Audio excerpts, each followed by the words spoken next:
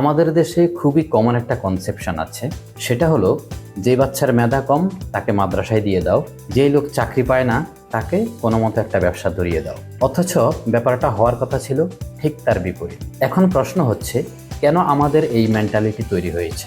এর প্রথম এবং প্রধান কারণ হলো 190 বছর আর ব্রিটিশ। যাই হোক, মূল টপিকে আসি। আমাদের দেশের অধিকাংশ মানুষেরই ধারণা ব্যবসা খুবই সহজ জিনিস, চাইলেই সবাই তা করতে পারে।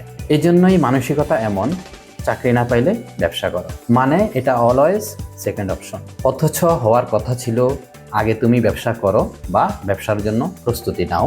যদি তুমি ব্যবসা টিকাতে না পারো বা ফেল করো, তাহলে চাকরি করে ব্যবসা শিখো, তারপর আবার ব্যবসা করো। ব্যবসাই একমাত্র পেশা, যেটার কথা আমাদের পবিত্র ধর্মগ্রন্থ আল কোরআনে বলা হয়েছে, যেখানে বলা হয়েছে আমি তোমাদের রিজিকের 90 ভাগই ব্যবসার ভিতর রেখেছি। অন্য কোনো পেশার ব্যাপারে কিন্তু এই কথা বলা হয়নি। তাই আমি সকলকে বলবো, একটু মাথায় রাখবেন, ব্যবসা কোনো বৃত্তি না, এটা একটা পেশা। আপনি যদি মনে করেন ব্যবসা করাটা রিক্সা চালানো বা মাছ ধরার মতো, অথবা দারোয়ান বা মালির কাজের মতো, আসলে ব্যাপারটা কিন্তু তা না। কারণ পেশা এবং বৃত্তির মধ্যে পার্থক্য আছে। যেহেতু ব্যবসা একটা পেশা,